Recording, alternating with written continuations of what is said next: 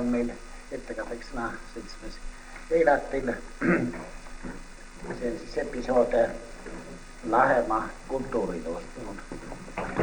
Austatud Lahemaa konverentsist osavõtjad, minugi poolt käsitletav temaatika ei kuulu täna küll peateema juurde, õigustatud on see loodusüksikute komponentide uurimise küsimused, kuid teisest kandist rääkida teatavatest teaduse ja kultuuriloolistest seostest tähendab ka seda, et me jälgime tegelikult looduse uurimise, looduse kujunemise ja teatavate traditsioonide tekkimise minevikku, tähendab, et ühendame seda, mida me tänapäeval teame, tunneme, tunduvalt varasemate, vanemate perioodidega. Selle tõttu siis mõnedki järgnevalt toodavad viited ehk aitavad lahti mõtestada seda, kuidas meie tänane ettekujutus Lahemaast on tekkinud. Tahaksin tuua väga lühidalt ainult 3 seoste ringi ja nimelt niisugust seoste ringi, kus Lahemaa tänane rahvuspark seostub hoopis kaugemate territooriumitega, seostub teiste rahvaste ajalooga ja siit tuleneb ühtlasi siis viide, et paljusid küsimusi tulevikus me ei saagi lahendada mitte ainult siin Lahemaa pinnal seistes, vaid peame suutma haarata neid seoseid nii ruumis kui ajas vägagi kaugele välja teinekord. Esimene seoste ring oleks ühenduses Lahemaalt võrsunud ja Lahemaal tegutsenud ühe väljapaistvama meie majandusmehe ning teaduse mehega, nimelt Aleksander Paleniga, kellest on palju juttu olnud, kuid mõningad seosed ma täiendavalt tahaksin ometi täna siin fikseerida lühidalt teie ees.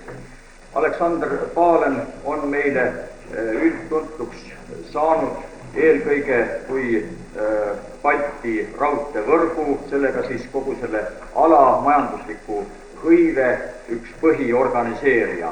1869. aastal sai ta kontsessiooni kõigepealt siis 377 kilomeetri pikkuse Peterburg-Tallinna raudtee ehitamiseks, maksis selle eest Peterburi Meieri panka sisse 400 000 rubla kautsjonit ning alustas seejärel uurimistöid, kusjuures nende uurimistööde käigus tehti võrdlemisi ulatuslikult ka puhtalt raudtee ehitamise tehnikast kõrvale jäävaid teaduslikke vaatlusi, eelkõige geoloogia valdkonnas. Seejärel kavandas seesama Aleksander Palen 1873. aastal Tapa-Tartu raudtee, tegi kogu selle eelarve materjali ära, üks verst läks Tapa-Tartu vahel maksma 44 023 rubla ja oli tookordsete tingimuste kohta siis võrreldes Balti raudtee põhiaru ehitamisega küllaltki odav. Ja lõpuks 1876. aastal ühineb Aleksander Palen teise tolle perioodi väljapaistva loodusteadlase Aleksander Mittendorfiga ning nad teevad koos ettepaneku raudtee jätkamiseks Tartust Riiga. Sellega siis need põhimagistraalid, mida me senini kasutame ja millel on aegumatu tähtsus olnud meie majanduselu kujunemisel, on nii või teisiti kõik siis Aleksander Paleni nimega seotud.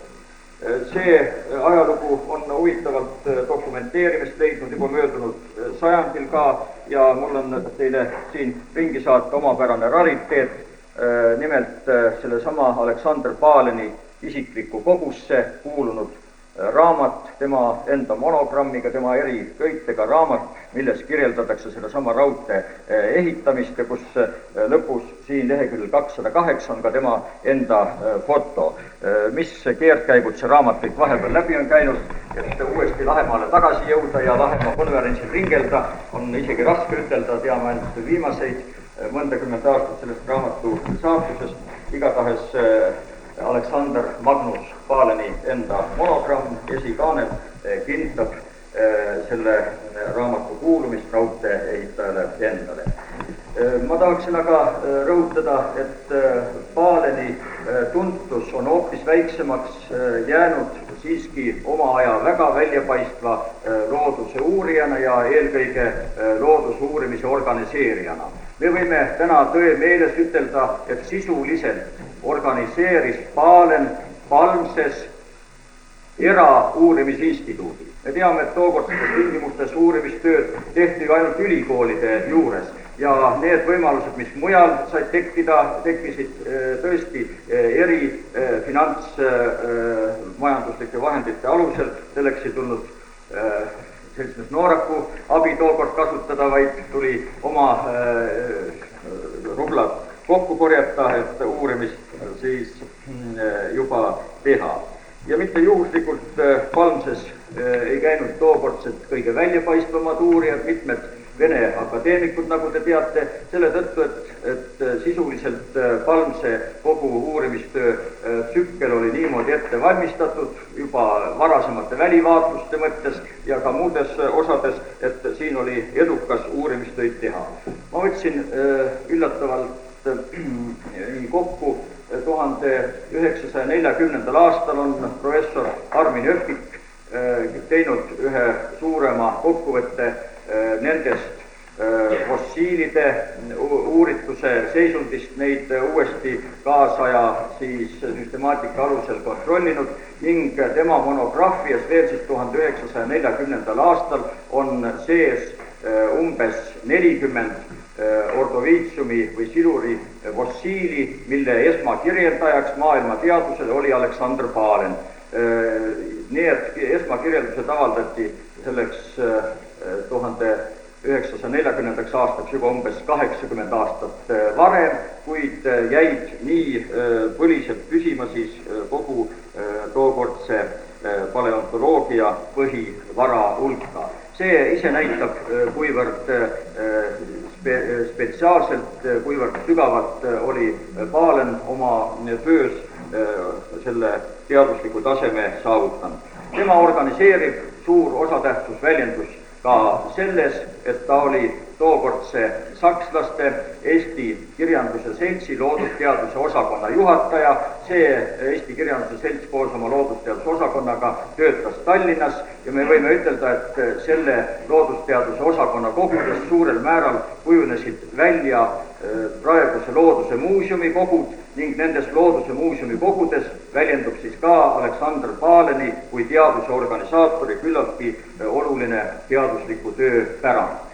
Kahjuks need kogud, mis olid otseselt Palmses, kanti hilisematel aastatel laiali, kodanikuaja algul ebaõigesti nende kogude väärtust hinnati, anti lihtsalt koolilastele õppekogudeks, kuid seal oli tegemist väärtuslike fossiilide esmakirjeldustega, ladinakeelsete lisamaterjalidega, millega koolis midagi võib teha ja koolidest läksid nad kaduma. Kuid üks väike uurimisülesanne kõikidel lahemaalastel oleks tõesti selles, et täiendavalt siis fikseerida seda võimalikku materjali, mis Palmsest on laiali kantud ja mis siin ja seal kas või kodudes või koolide ümbruses veel siiamaale võiks leiduda. Teine ring Lahemaa kultuuriseostest ulatub välja sõna tõsises mõttes maailma kultuuri väljapaistvate esindajate juurde. Nimelt võttes aluseks kahelaadseid dokumente, esiteks Jack Londoni raamatuid ja teiseks omal ajal kirja pandud ühe Kilindi Nõmme mehe Juhan Sepa mälestusi, võime tõestada, et Lahemaa üks tuntumaid möödunud sajandi mehi, kes siia kuulsa veski rajas, see, mis Tallinna kaubamaja baasiks, puhkebaasiks on saanud, et see Jaakob Lavik oli Kanada kullaväljadel ühes partiis Jack Londoniga. Kusjuures Jaakob Lavik oli selle partii üks kõige tuntumaid mehi, Jack London tookord veel noor poisikene, ilmselt Lahemaa mehes erilist tähelepanu ei äratanud, kuid fakt ja faktiks. Võime seda kinnitada mitmete ühiste ja iseseisvalt tehtud faktifikseeringute kaudu. Nimelt kuulsal nende minekul 1897. aasta sügisest kuni 1898. aasta kevadeni läbi Alaska värskelt leitud kullaväljadeni välja juhtusid nendel samas ajavahemikus täiesti samasugused episoodid.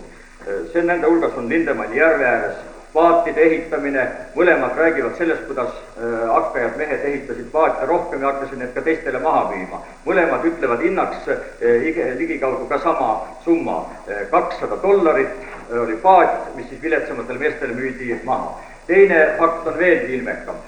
Mõlemad räägivad sellest, kuidas kõige hakkajamad mehed Valgehobu kärestikust hakkasid teiste meeste paate läbi viima. Küsimus oli selles, kas 2 minutit minna kõige rängemast kärestikust läbi või 4 ööd päeva tassida materjali üle selle mäeharjade. Ja siis Lavik kuulus nende hulka, kes hakkas teiste meeste paate alla laskma. Alla laskmise eest võeti $25 siis ühest paadist. Ja Jack London räägib ka, et $20–25 siis teeniti selle pealt. Ja lõpuks saabumise ajad otseselt kullaväljadele langevad kokku. Seal lähevad juba saatused aga lahku. Jaagup Lavikust saab nende kullaväljade kõige väljapaistvamaid varustajaid. Ta omandab 6 koera, mis on õieti koerte ja huntide hübriidid ja hakkab selle 6 koera kelguga siis kullaväljade neid otsijaid varustama. Valdab väga hästi inglise keelt, öeldakse, et valdab inglise keelt nii kõnes kui kirjas, mille tõttu tal oli teatav edumaa teiste sealsete korjajate, otsijate ees ja rõhutatakse ka tema suurt ettevõtlikkust, eriti seda, kuidas ta 50-kraadise pakasega jõuab kõikidesse kullaväljade punktidesse ikka õigel ajal kohale. Sellest esimesest kullaväljadel olekust saabki Jaagup Lavik oma põhivaranduse, mille alusel ta tuleb siia kodukanti tagasi ning püstitab Võsu jõele praegugi alles oleva siis Veski hoone, oma aja kohta aga niivõrd võimsa ja monumentaalse, niivõrd paljude püülivaltsidega, et kohapealne ümbrus ei suuda veel sellele majanduslikku tagatist anda töö näol ning mõne aja pärast see Veski osutub pooleldi mõttetuks, vahendid vähenevad ja Jaagup Lavik otsustab tagasi minna Kanadasse kullaväljadele õnne proovima, kuid seekord tal enam see korda ei lähe, ta tuleb kullaväljadelt tagasi San Franciscosse ning San Franciscos sureb infarkti. Sellega siis jättes enda esimesest kullaväljadel olekust maha üksnes Lahemaa rahvuspargi praegu ühe väljapaistvama rekreatsiooni objekti. Täpne niisugune tõestus nende üksikute kokkusattumispindade kohta siin selles lühikeses esinemises ei ole kahjuks võimalik. Kolmas seostering, millele tahaksin osutada, on seoses väljarändamisega Lahemaal. Lahemaa suurim ja meie hilisemas kultuuriloos mõju avaldanud väljarändamine toimus 1884.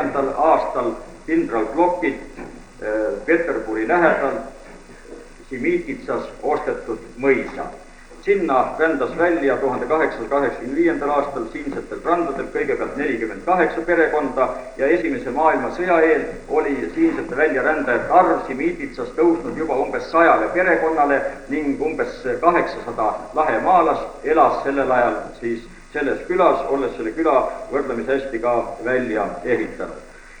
Sealt pärineb omakorda põhiosa väga väärtuslikust Lahemaa folkloorist, sest seal oli see folkloor nagu mingisuguses konserveerimise seisundis. Kõik, kellel seda üles kirjutati, teadsid teda sellisena, nagu nende lapsepõlves Lahemaal seda esitasid vanemad inimesed. Ja niimoodi siis on sealsetel Simititsa suurtelt taulikutelt, Els Mikiverilt, Eva Reinbergilt, Ann Tootselilt ja teistelt üles kirjutatud kõige väärtuslikum osa Kuusalu kihelkonna rahvalauludest, mis on professor Tampere vastavas vanakande köites ka esitamist leidnud. Tahaks nüüd omakorda ütelda, et need seosed, mis Simiititsaga algasid rahvaluule vormis, on tegelikult jätkunud edasi juba Nõukogude ajal. Nimelt Nõukogude Liidus töötanud kõige väljapaistvam Eesti poeet Ain Rannaleet omakorda pärines Simiititsast ning see luulepärand, mida me tagantjärgi tunneme, on siis juba teises põlvkonnas jällegi Lahemaa tunnete, mõtete edasi arendamine. Ja tahaks siit teha omakorda siis 3 niisugust organisatsioonilist järeldust. Esiteks, mulle tundub, et Lahemaa rahvuspark saaks olla väikeseks mudeliks ka mitmete teadusajalooliste ja kultuuriprotsesside uurimisel. Me ei jõua korraga ette võtta tervet Eestit, kuid võtta detailselt ette üks teistel aladel küllaltki täpselt läbi uuritud ala, see võimaldaks ilmselt paremaid tulemusi ning selline mudel võiks võimaldada suuri üldistusi isegi üle-eestilises ja Nõukogude Liiduvabariikide vahelises ulatuses. Teiseks, mulle tundub, et Lahemaa uurimistöös tuleks vägagi kiiresti hakata tegelema ka niisuguse valdkonnaga nagu biograafiliste materjalide kogumisega, eelkõige bibliografeerimisega seoses. Nende allikate süstemaatiline läbitöötamine võimaldaks juba lähematel aegadel vägagi huvitavate täiendavate üldistuste tegemise Lahemaa kohta, kuid selle mudeli alusel ka laiemas ulatuses. Ja lõpuks tundub, et kuna Lahemaa osatähtsus nii suur on olnud meie rahvapärandi säilitamisel, siis ühe organisatsioonilise abinõuna võiks kõne alla tulla Lahemaal eelolevatel aegadel ka sümboolse lauluema, mingisuguse memoriaalansambli või vähemalt ühe objekti püstitamine, mis ühelt poolt fikseeriks küll Mai Kravtšovi, Lahemaa suurima lauliku teeneid, kuid teiselt poolt meenutaks ka kõiki neid lauluemasid, kes siit on välja rännanud ja kes oma laulupärandi ometi meie kultuuri liitsid. Lubage minu see väga katkendlik esinemine lõpetada Ain Rannaleedi ühe luulekatkendiga. Olgu öeldud, et Rannaleedi see nime pseudonüümgi on tagasimõtlemine ta kodule, tal on tegelikult ju kodaniku nimi Lauren, aga Rannaleet mõtleb tagasi sellega tõesti siis nendele samadele Lahemaa randadele. Ja koduga seoses on ka see luulekatkend. Oi mu kodu, verikallis, onni õlgise harjaga, kaasiku kalli kohaga, pääsukeste pesadega, kodus kena kõnniskella, armas olla omadessa, ilus õuessa istuda, kena kaasikut karata. Kodus kalliski kannatus, igatsused ilusamad, hädad hoopiski õrnemad, pehmemadki pahandused. Siiski lähen ära, kõnnin ära kaudemale, kipun laia ilma poole, suure kodu südamesse. Lähen ära ja unustan, vahest korra ehk mäletan, oi mu kodu, verikallis, onni õlgise harjaga.